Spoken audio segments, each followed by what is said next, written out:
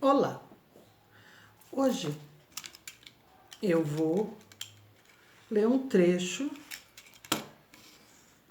desse livro. Espero que vocês gostem. Se você já leu esse livro, com certeza não vai se incomodar de ouvir a história de novo. E se você não leu, preste muita atenção, porque você vai gostar.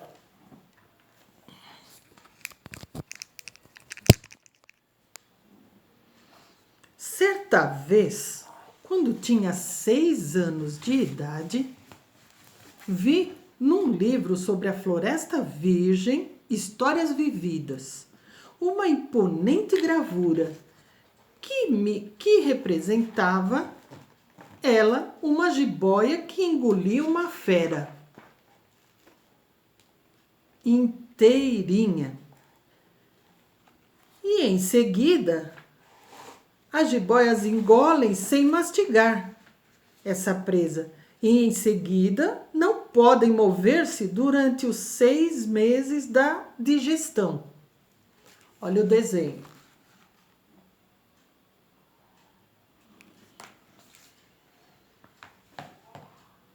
Refleti muito então sobre as gravuras da relva e fiz com lápis de cor o meu primeiro desenho. O meu desenho número 1 era assim.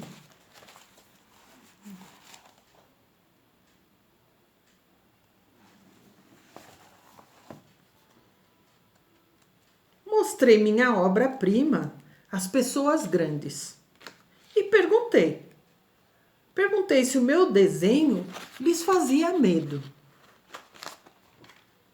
Responderam-me: por que é que um chapéu faria medo?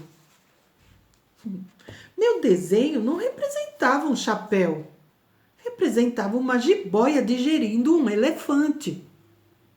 Desenhei então o interior da jiboia, a fim de que as pessoas grandes pudessem compreender.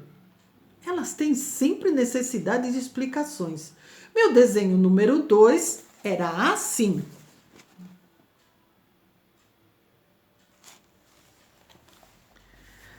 As pessoas grandes aconselharam-me deixar de lado os desenhos de jiboias abertas ou fechadas e dedicar-me, de preferência, à geografia, ou à história, ao cálculo, à gramática.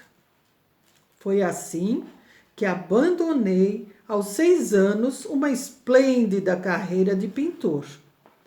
Eu fora desencorajado pelo insucesso do meu desenho número 1 e do meu desenho número 2. As pessoas grandes não compreendem nada sozinhas e é cansativo para as crianças estar toda hora explicando. Tive, pois, de escolher uma outra profissão e aprendi então a pilotar aviões. Voei, por assim dizer, por todo o mundo e a geografia, é claro, me serviu muito. Sabia distinguir num relance a China e o Arizona. É muito útil quando se está perdido na noite. Tive assim, no correr da vida, muitos contatos com muita gente séria. Vivi muito no meio de pessoas grandes. Vi-as muito de perto. E isso não melhorou de modo algum a minha antiga opinião.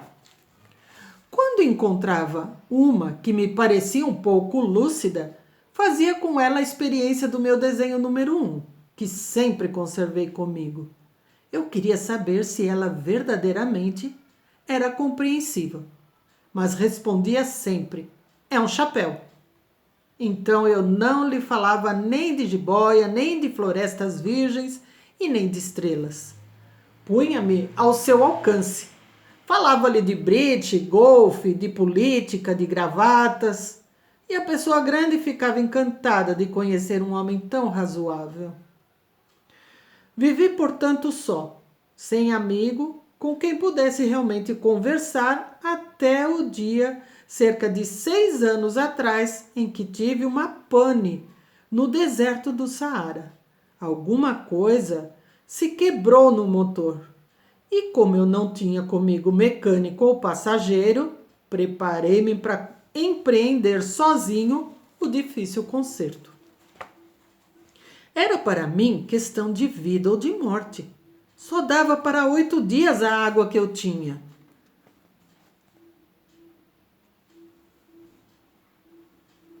Na primeira noite adormeci, pois sobre a areia, a milhas e milhas de qualquer terra habitada, estava mais isolado que o náufrago numa tábua, perdido no meio do mar. Imagine então a minha surpresa quando, ao despertar do dia, uma vozinha estranha me acordou e dizia: "Por favor, desenha-me um carneiro." Hã? Desenha-me um carneiro. Pus-me de pé, como atingido por um raio. Esfreguei bem os olhos, olhei bem e vi um pedacinho de gente inteiramente extraordinário, que me considerava com gravidade. Eis o melhor retrato que mais tarde consegui fazer dele.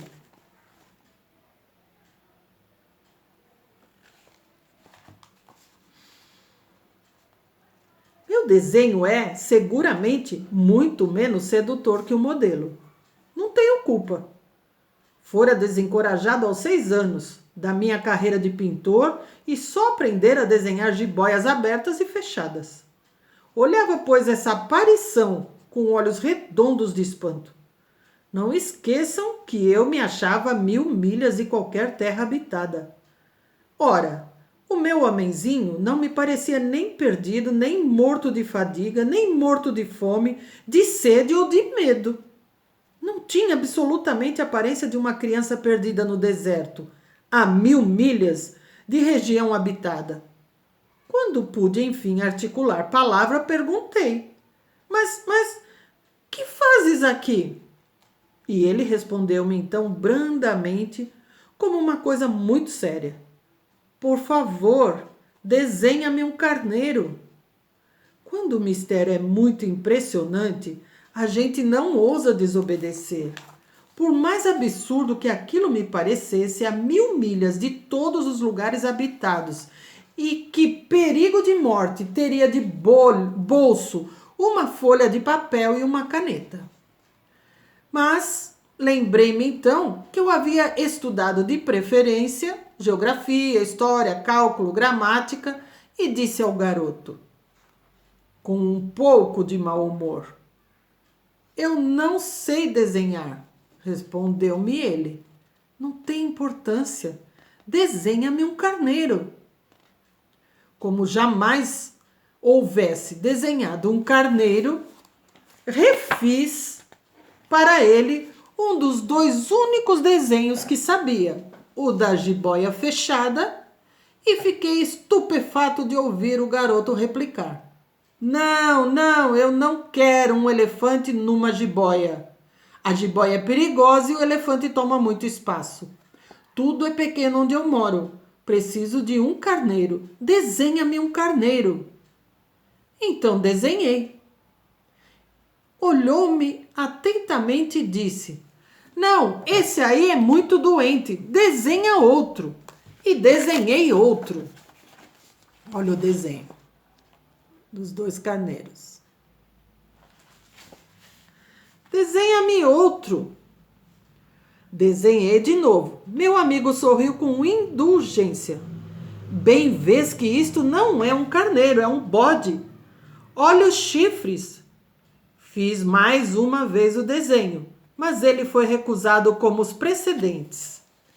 Este aí é muito velho, quer um carneiro que viva muito. Olha o outro carneiro que ele fez. Então, rabisquei. Esta é a caixa. O carneiro está dentro. Mas fiquei surpreso de ver iluminar-se a face do meu pequeno juiz.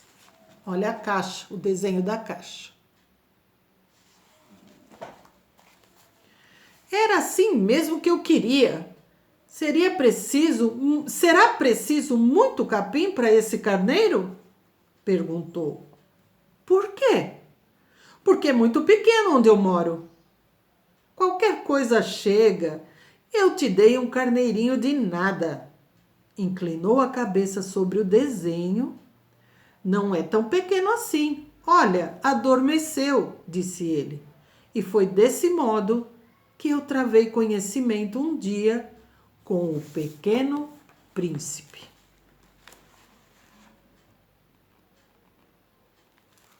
Se você estiver gostando da história, assista os próximos vídeos. E dá um like nesse aí, tá bom? Até mais!